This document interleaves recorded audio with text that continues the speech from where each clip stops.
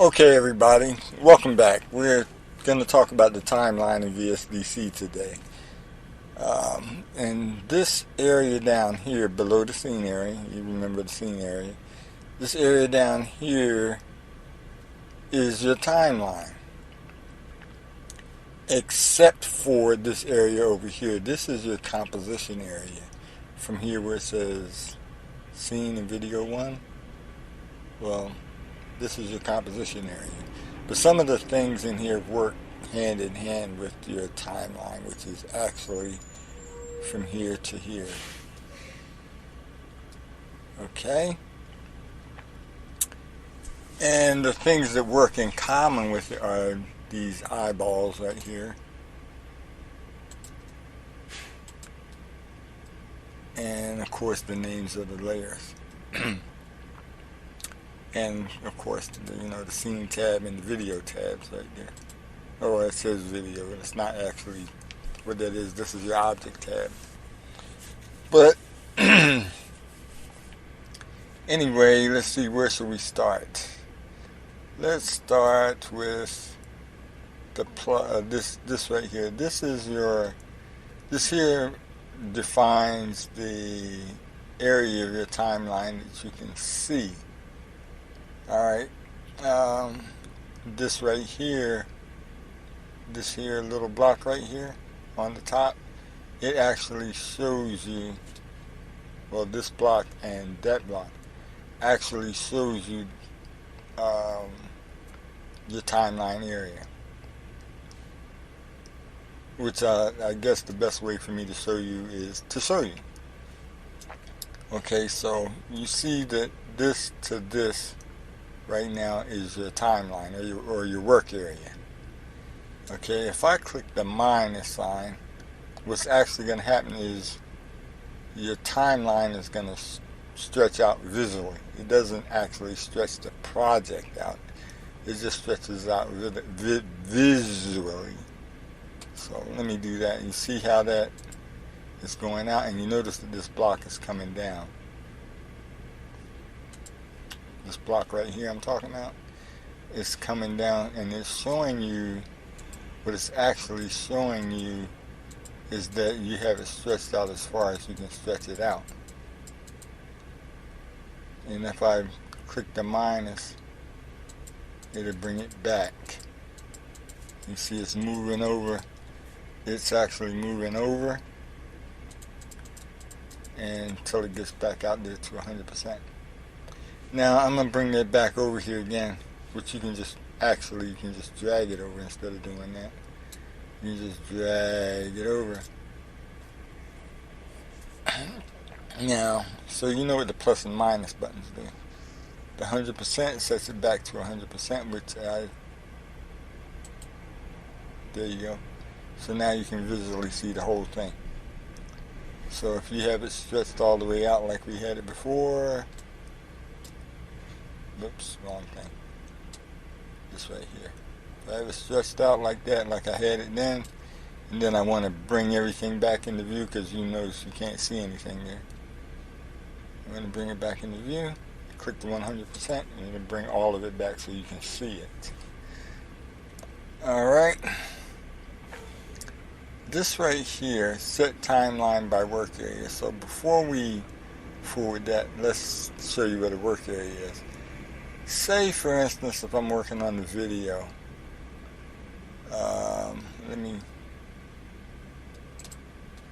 yeah, I got that one hidden. I want to work on a part of a video, this video right here. I want to work on that video, and I only want to work on a certain part of it. Say I want to work from 0 to 180. Alright, so what I can do is I can drag this is your work area, these are your work area markers. I can drag this over to 180,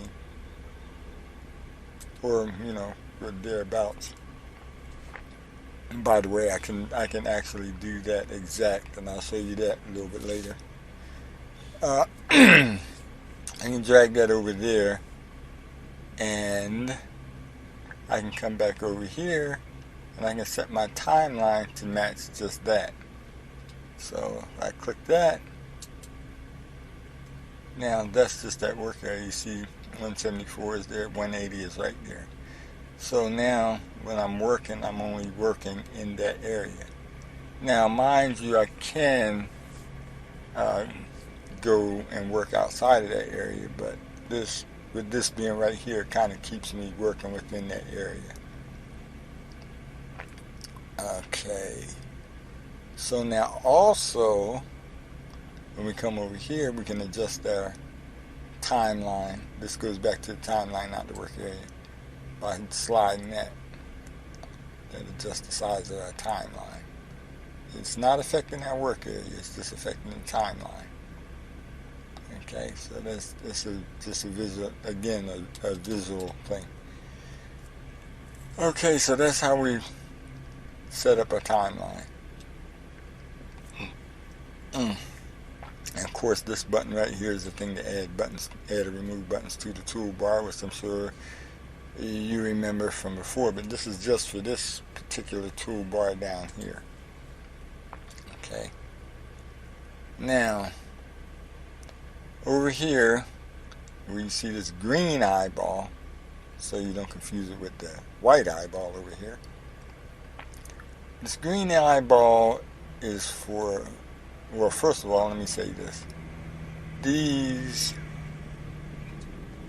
tools right here are for playback. They control your playback. So let me show you what this one does. This one here is a it opens a playback window for your videos. So you see I have a video in there, and I hit a play. Okay. So let me explain some more about it. When you come over here to this, you notice it says 1080p. When I come over here to this little arrow right here, it gives me a selection of 144 all the way up to 1080. So 1080 was the size of the window that just played. But I might want to view it in a smaller window. I can drop it down to 144. And then when I click it, it'll play it in a window that's 144 pixels. So I can see. Myself, I don't use this that much because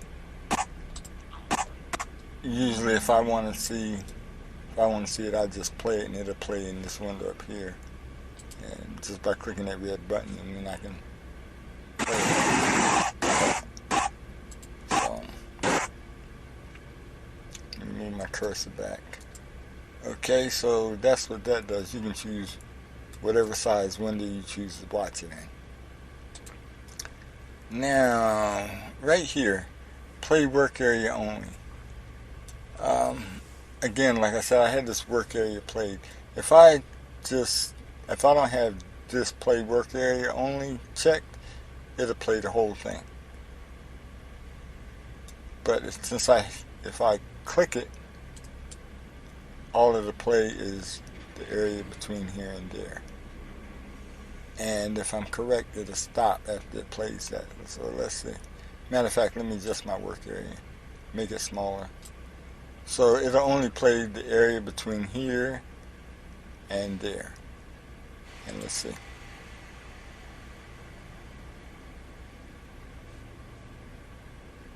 I'll play it.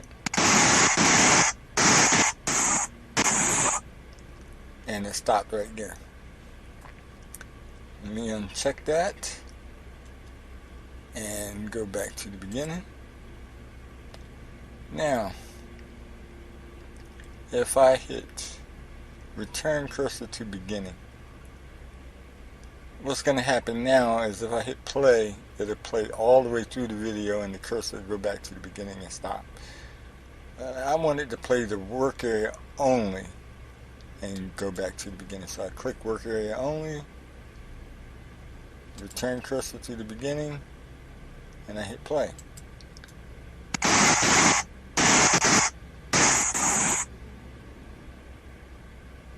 Alright. So now, I'm check both of them. Now this one here is loop playing. So if I click that, and I click play work area only, it'll play the work area back and forth. It'll just keep on going over and over.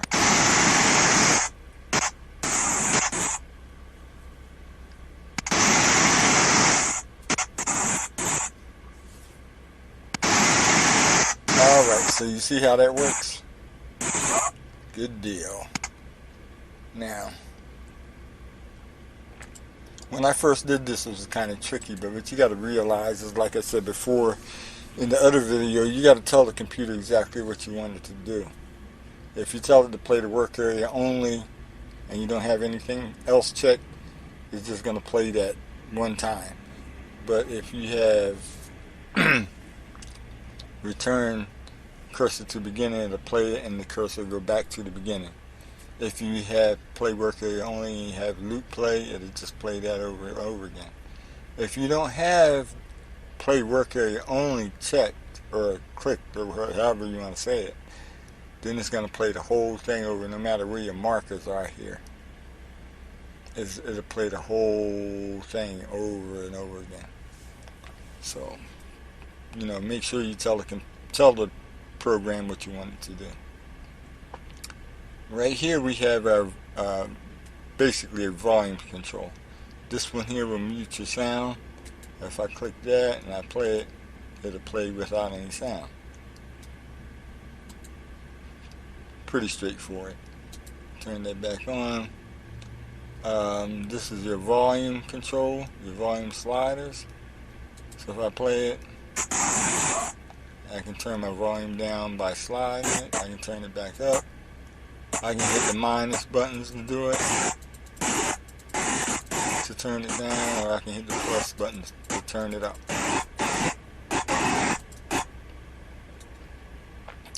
Just right here again, just like over here is your add and remove buttons. You know, for things to say it's a little bit too cluttered for you, you can take some stuff out.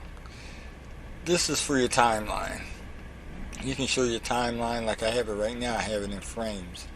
And I don't usually have it like that. I'll be honest with you, I like it that way. But the majority of the time I wind up using it in seconds instead of frames. But I actually do prefer to have it in frames. Let me move this back to the beginning here. Do it like that. Okay. Now this right here, these over here, even though it kind of looks like they're playback tools, they're not. What they are is they move your cursor. So you saw me just now move the cursor back to the beginning. To the previous keyframe. The keyframes are where objects begin and start.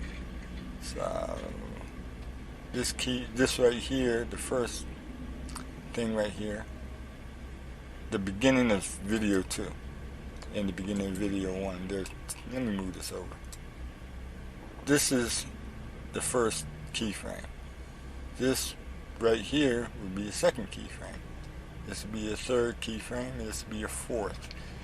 I don't know that it shows it to you like that in the program, but you know, wherever things lie, that's where your keyframes are. So if I come over here, the double arrow ones are for keyframe. So move cursor to that one right there with the line on it. Keyframe. The double arrow with the line on it. So if I click move cursor to next keyframe, it'll move it to here. So let's do that. See?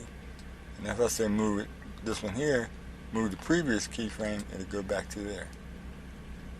So if I hit that one, go to the next keyframe, the next one, if I hit it again, it'll come to this one over here. Great, there it is. And then if I click it again, it'll come to this one over here. So you get the picture. Alright, let me go all the way back. This one here is move cursor to the previous second. So right now I have this set on frame, so let me put that back on a second. Move my cursor over here, and if I click move the previous second, it's kind of hard to see because they're so small. So you see my video change. You can't really visually see it from here, but or of course if I expand it, maybe you can. Let's see.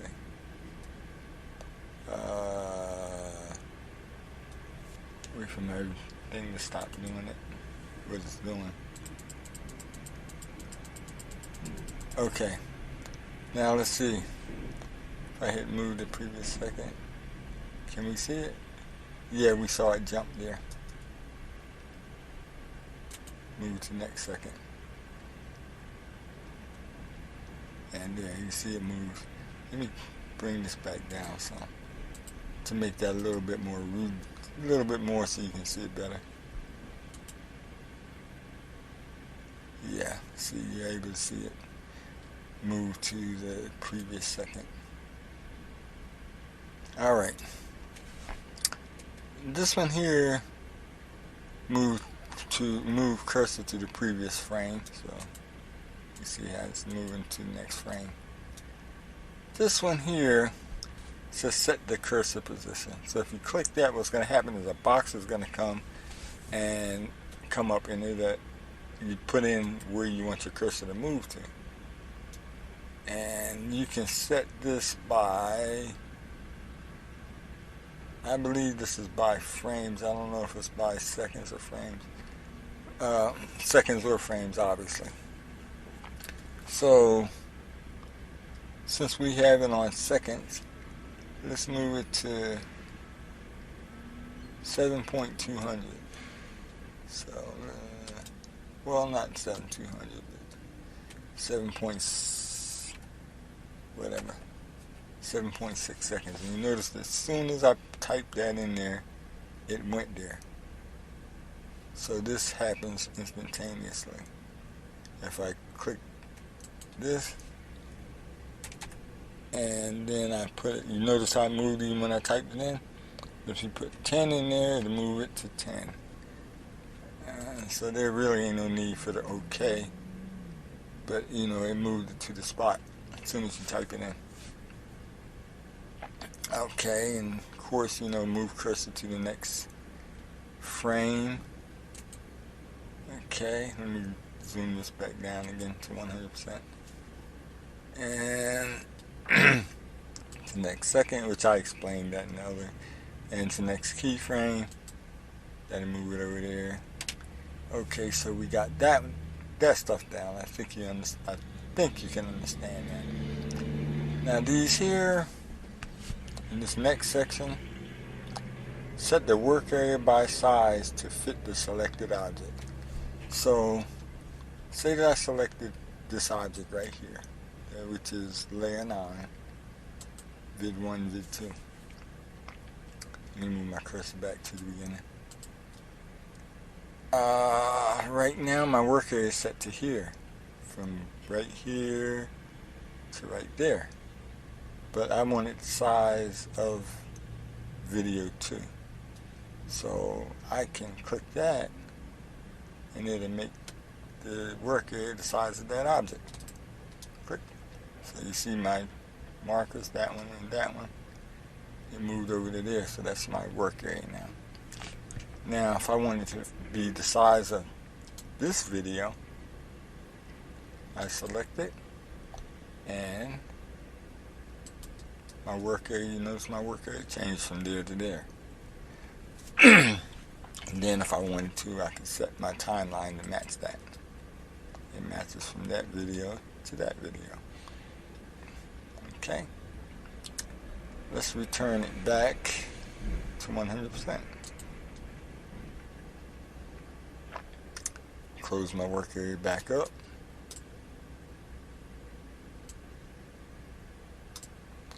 Now, the next one is set begin work area by cursor position.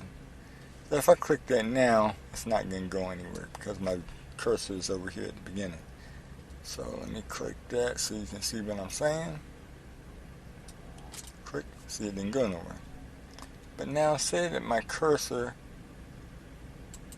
was right there. Set begin work area by cursor position. What's going to happen is these are going to move over here. Okay.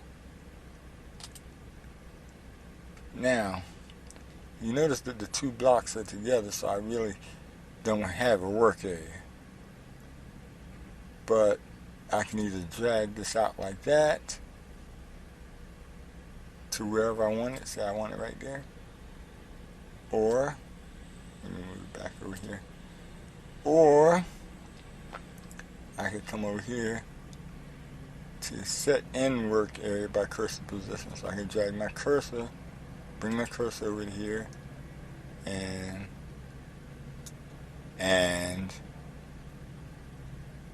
which is it? It's that one. And you see it opened it up. It opened it up to there. So that's my work area now. And like I said, I can set it to match like that so you can see. Okay, let me set it back to 100%. Move my work area back over.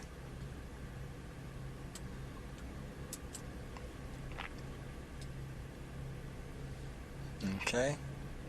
Now, move work area to cursor position. So I think we did that already, but let me make a work area like that. Work area that size right there. And let me move my cursor. I want a work area that size, but I want it over here. So, move work area to cursor position. And it'll take my work area and it'll move it to where the cursor is. Now, there's something before I do it, there's something you should know. When it says move, it's going to move the left part of it to where the cursor is. Okay, so where's it? Right here. See, the left side is over there. Now you notice that the next arrow says align work area by cursor position. What that's going to do is it's going to move the right side to there. So notice that when you do this, move brings the left side to the cursor. Align moves the right side to the cursor. And that's important. That's the way this program works. Move brings it to the left part. Right. Align brings it to the right. Alright. And the reason why I said it's important when you come over here to the next section, which says move blocks to the cursor position. Now, let me explain what a block is. A block is the object that you use. And the reason, I believe that the reason why they call them blocks is because, say for instance, if you cut this video into 3-4 separate parts or something, then, you know, you can move the blocks accordingly. So they don't call them objects here, they call them blocks. So anyway, let me show you what I mean. Move blocks to the cursor position. So it's going to move the blocks to the cursor position. Now the thing is, you have to have, I believe you got to have more than one block selected to do this. Let me see. No, you don't. Okay, any block, it'll move it to wherever the cursor is. So Okay, so now if I want to move this one here, this video here, to where the cursor is, move blocks to the cursor position. And you notice, like I said, it moved the left side of the object to where the cursor was. The other one's going to say align, and what that's going to do is going to move the right side to the cursor position. Now, mind you, let me show you something here. Let me move the cursor over here. When I do this with that video, it's going to be too long, so the right side won't go all the way to the cursor. So it'll just move it as far as it can. See what I'm saying? It just moved it as far as it could. The right side couldn't come all the way over there. And when I select this one, it'll move it all the way over there, because it's short enough to go there.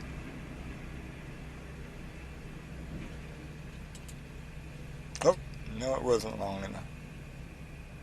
Now, let me move this over here so you can see. Align area with work with, oh, no, not work area, align block. So it's going to move that block over to the cursor. So you see what I'm saying? Alright. Same thing if I did that. It'll do it. I still got that one selected, so I move it over there and then go there. And of course you can do that with both objects. You just select both objects. Lord. Okay, so now if I select both of them, click, and I do that and move both of them over there. So you get that picture. Alright, so now let's bring all of this stuff back. Alright, this button here is the Set Blocks Order button. And in order to do that, we need to select the two objects. So if I click this, it's going to give me a dialog box that says two or more blocks must be selected. So let's say that I select Niagara 2 first, and then I select water. What's going to happen is it's going to take the water one and put it at the end of Niagara. So I click it, and there we have it. Now let's undo that and do something. And unselect them. If I click water first, and then I click Niagara, alright, let's see what happens now. It took Niagara and it put it at the end of water. So whichever one you select first is the one that's going to be first, and the other one to go behind it. Now let's undo that for a minute, and then we're going to go over to the other button there. Okay, this button right here says Set Order with Offset. There's some things we have to know here first. First of all, we got to select the two objects. Alright. And when I click this button, the Set Order with Offset button, the dialog box opens. And we need to understand what this dialog box is telling us. The first thing is, it says Order Settings. Common settings for all objects. So this is telling you that these settings is what we have now. It's showing us that the start time starts at 00. The duration of the entire thing together when they're repositioned, not as it is right now, is going to be 135. So you see the end of it right now is at 101 just about. And then when you add the length of the other video, which is the water video, it'll be 135. And it'll be at the 2867th frame. And there's going to be no offset between the videos. In other words, they're going to be end to end. So if I click OK now, you see that the water video will go over there just like it did the other time. Okay, so it's right there, and it ends at 135. whatever it is. 132, 800, and just figure that's about 135. I think that's what it said. Okay, let's go back and look at this some more. Now, okay, if I, for instance, I want to move and I want to put the water video actually first. It is first right now. The water video. So if I click it, it shows you which one is first. When I click video and water, when I click one, water, it shows that it's going to start at 000. So that means it's going to be the first one. But say if I want to take this one, the Niagara, and make it first, I can just click that and move it down. Then when I click Niagara, you see that Niagara is now, and it's going to be first. So if I was to click OK now, which I'll do just so you can see, Niagara went first and water went second. I'll show you some more settings here on that.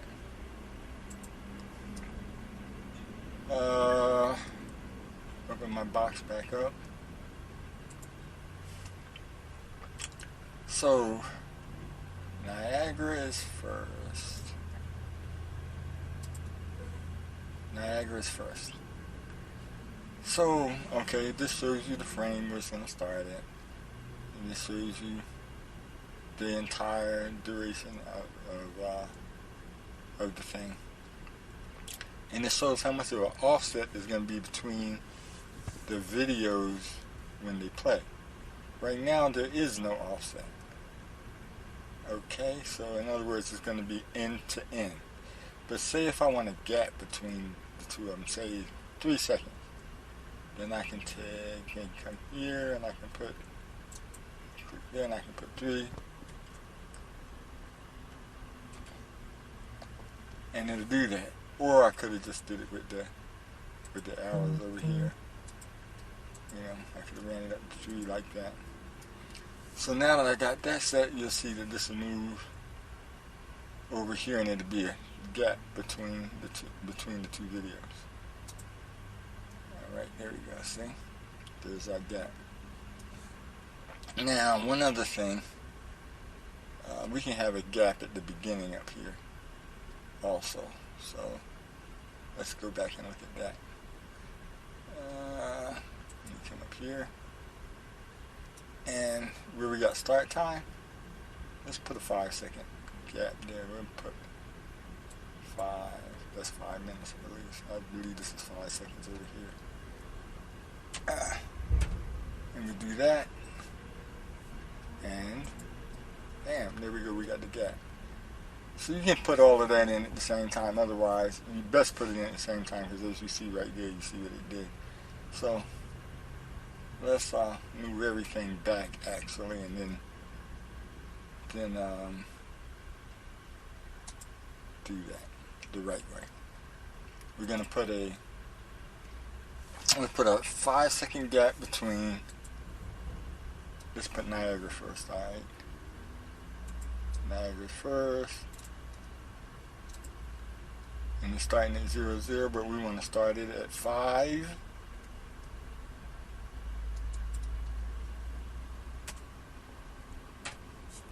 And we also, why not? We'll put a 5-second gap between them down there, that part down there.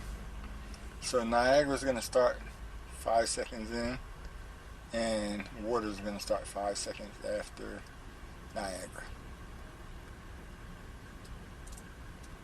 There we go.